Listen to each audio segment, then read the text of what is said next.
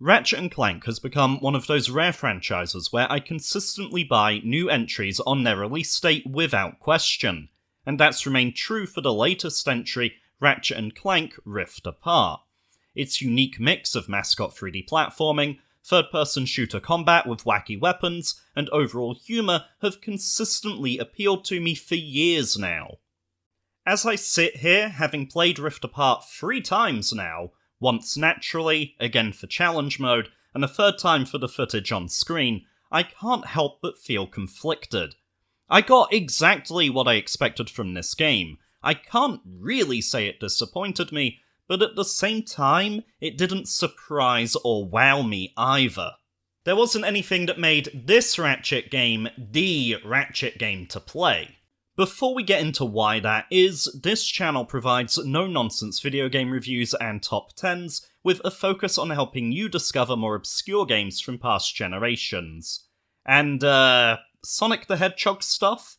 Like, a lot of Sonic stuff?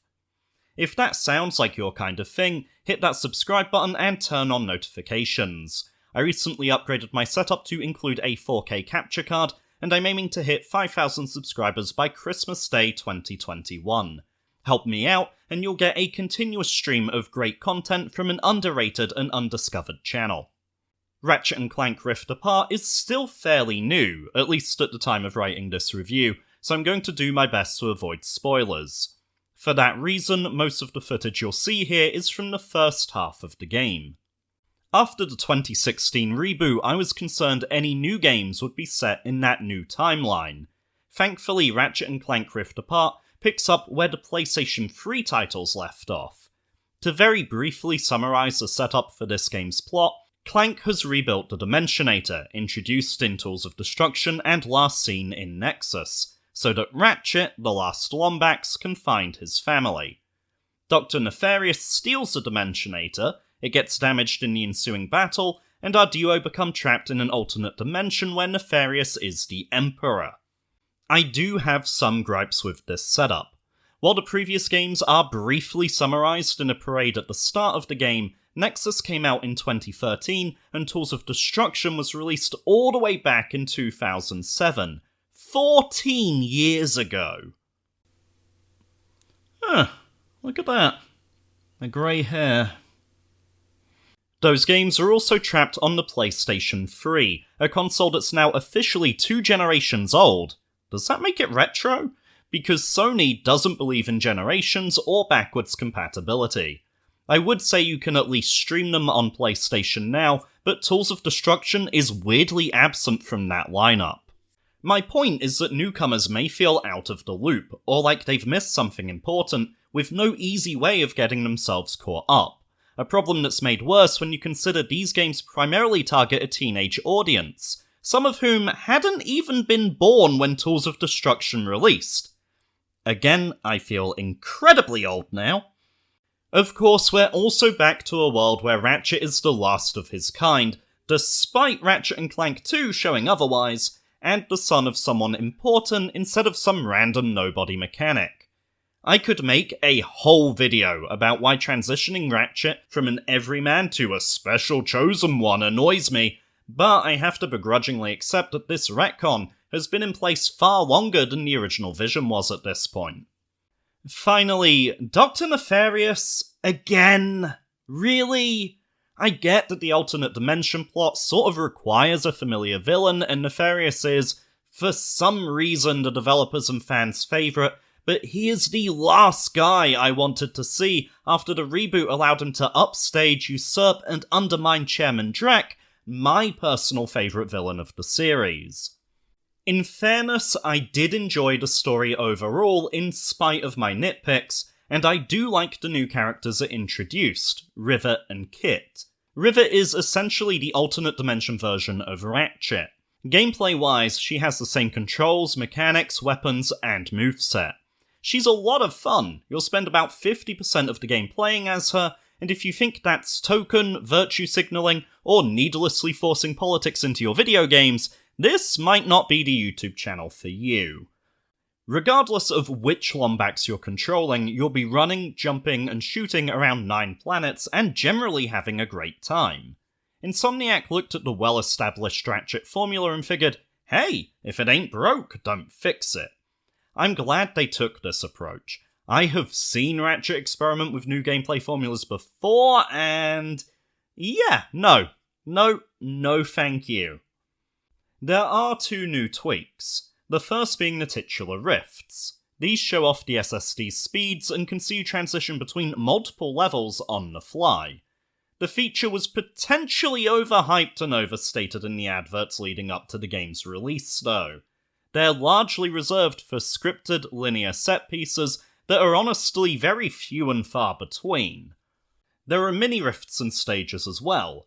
These usually complement the platforming challenges or give you a way to get behind your enemies in combat. The combat use is a little disorienting for me because you keep facing the same direction. That means when you zip behind an enemy, you actually have to turn Ratchet around before you can spot your target again. It's admittedly a little clumsy. The other addition is the Phantom Dash. Again, this serves both exploration and combat. For platforming, you get extra distance in your jumps and can now wall run along set panels. In combat, it's a dodge move, replacing the need to double jump over everything, even if my Ratchet muscle memory still sees me doing exactly that because apparently I'm an idiot. Ratchet's battles are still fast, fun, and frantic, even if the camera and field of view means I took a few cheap shots from enemies or projectiles I couldn't see. Disappointingly, the weapon selection is very hit and miss this time around. It feels less imaginative than previous games. You have a standard pistol, shotgun, and a couple of rocket launchers, but when one of my favourite weapons in a Ratchet and Clank game is just a straight-up minigun, something's gone horribly wrong. You also have weapons that double up in terms of purpose. Mr. Fungi and the Glove of Doom both provide AI helpers that distract enemies for you. There are multiple rocket launchers, and both the Blades of Doom and Lightning Storm are effectively assault rifles. By far, the most redundant and situational weapons are the Headhunter Sniper Rifle, as most of the action is close up, so you rarely have a decent vantage point on your enemies, and the Void Repulsor, which is a shield that, after leveling up, returns enemy shots at them. I only remember using the former in a dedicated arena challenge where you're limited to only the sniper rifle, and the latter because it was tied to the last trophy I needed for the platinum. As is tradition now, weapons can be improved in two ways. They earn experience and level up as you shoot people with them, and you can also collect Raritanium to purchase upgrades for your arsenal. I will admit, the XP system incentivized me to use weapons I wouldn't have otherwise. Looking at you, Shatterbomb and Cold Snap. While getting a massive chain of Raritanium upgrades always felt good, encouraging me to explore levels fully. There are actually quite a few collectibles this time around. You have the Raritanium I just mentioned, as well as armor pieces, gold bolts, Rhino Spybots, and Lombax Lorbs.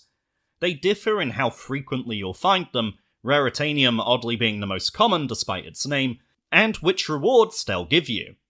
Armor pieces are commonly found in rifts. These are short puzzle platforming sections found throughout the game's various planets, which provide a welcome change of pace. I particularly enjoyed this one where you're running and jumping across TNT crates, this one where you're carving a path out of crates, and this good old-fashioned wall run gauntlet. What's nice about the armor is that you don't have to equip it in order to get its benefits. This means you have full control over how your character looks without having to sacrifice any buffs. The gold bolts are pretty cool as they unlock new skins and cheat codes. You know, those things that most games hold back for DLC these days. Some of them are genuinely well hidden, requiring you to go off the beaten path in imaginative ways, while others are just sort of sitting there out in the open. Yeah, these things are not made equal. Especially not this gold bolt at Xerxes, which, unless I'm missing something, requires you to jump to your own death. The Rhino Spybots are usually tied to optional objectives and side quests. Grabbing all of them allows you to get this game's Rhino, which pulls things in from other dimensions and does very little damage. 2% with this slow rate of fire? Get out of here! There's a particular Spybot you receive for feeding a dragon 60 Zerp stones on planet Sargasso that really frustrated me. Some of the Zerp stones are hidden on top of buildings you simply can't jump to. Midway through the side quest, you get to fly around on the dragon, Trudy, but there's still no way to grab these rooftop Zerp stones. It's not just one or two of them either, there's a good 10 or so of these. When you've practically finished the side quest, we're talking 50 out of 60 stones here, Trudy suddenly gets the ability to breathe fire and collect the high-up Zerp stones by shooting them. I wasted so much time trying to figure this out, having no idea I'd later unlock this ability. It was needlessly obfuscated and frustrating, and only served to waste my time trying to figure out a puzzle I didn't have all the pieces to. Finally, the Lombax Lorbs are only found on planet Savali, and this basically replaces the crystal hunting from Ratchets 2 and 3. To their credit, there's a reasonable number of them, the tasks for collecting them are varied, and they unlock interesting lore tidbits for long-term fans. There's even a few sly references to other PlayStation games in there, pun fully intended. Honestly, go for the Raritanium, armor, and gold bolts. Grab the Lombax Lorbs if you want to learn a little backstory, and consider skipping the Spybots altogether. The Rhino is usually the most powerful and satisfying weapon in any Ratchet & Clank game, but it's sadly underwhelming here. There were some minor frustrations during my collectible hunt. The game's encouraging you to look for hidden areas, but then there were invisible walls gating off geometry that I thought I could jump to and explore. At least one of each collectible is tied to the arena at Xerxes. Now, I enjoy the battle arenas. They were one of the highlights of Ratchet 2 way back on the PlayStation 2, and Gladiator, deadlocked if you're American, made an entire game out of them. This one underdelivers. There are fewer matches on offer when compared with previous games. They don't contain as many unique gimmicks. There are no arena-specific bosses, every enemy is recycled, and it draws your attention to how limited the game's enemy variety is overall. I really hope you like fighting this one mini-boss mech again, and again, and again. In general, Rift Apart offers us less than we've been given before. We have 9 planets to explore, significantly fewer than the original Ratchet & Clank of 2002 offered. Most of those planets can be 100% completed on your first visit, with the only exceptions being worlds you have to visit twice for story reasons. Even with Challenge Mode, Ratchet's new game plus, and a Platinum Trophy to earn, there's not a whole lot of game here. What is here has been done better by earlier Ratchet games. Rift Apart is a very safe entry. You'll get exactly what you expect from it, but it also won't blow you away or surprise you. Actually, there is one major exception to that. The game looks stunning, there's no denying that. I know it's a cliché trope to say a game feels like watching a Pixar movie, but it's accurate. Sure, 4K is limited to 30 FPS. You're going to have to knock the game down to 1080p if you want 60, but that's honestly been the case for every PS5 game I've played so far. All this talk of 4K high dynamic range at 120Hz variable refresh rate, and yet I can't think of a game that can actually reach those heights. This is a colourful game with an animated style and particle effects popping off left, right, and centre. Visually, it's an absolute showcase of what the new hardware can do. If you work in an electronics store, leave this running and I'm sure you'll start selling 4K TVs and PS5s by the bucket load. Assuming you can, get any PS5s in stock, that is. You might have noticed some glitching or artifacting in the footage. That seems to be a quirk of my new 4K capture setup, and I've tried to edit around that as much as I can, purposefully not choosing footage which contains the issue. What was presented to me on my TV was flawless. If you have any ideas as to what's causing it, let me know. I suspect it's the HDMI cable that runs from my 4K matrix to my capture card. Despite having had a really great time with the game, I cannot state that enough. It's a tricky one to recommend. Elements of the plot means it's not an ideal jumping on point as someone's first Ratchet & Clank game. But if you're a fan of the series and up to date on the story, then you've also played better Ratchet & Clank games by now. If Blockbuster was still around, then Ratchet & Clank would be a perfect weekend rental. Sadly, that's just not the world we live in anymore, and its $69.99 price tag becomes hard to justify. If you like Ratchet's gameplay, and you're okay with simply getting more of the same, there's nothing wrong with that, pick this up. If you want something to show off the capabilities of your 4K HDR TV, definitely pick this up. If you're noticing the lack of true PS5 exclusives so far, pick this up. If you want a relatively quick and easy platinum trophy, say it with me, pick this up.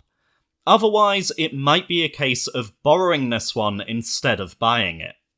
Thanks again for joining me. I aim to be as even-handed and objective in my reviews as possible. While my first playthrough of Rift Apart left me buzzing with joy, taking a second look presented a lot of flaws that I couldn't ignore. A huge shout out to my patrons, Chuckleson and Crow. If you want to support the channel, join them in backing my Patreon. You can also interact with me on Discord, Twitter, and that comment section right below this video. And hey, if you haven't subscribed yet, get on that, it really does help out. Well, until next time, this has been Sam, go play something fun today.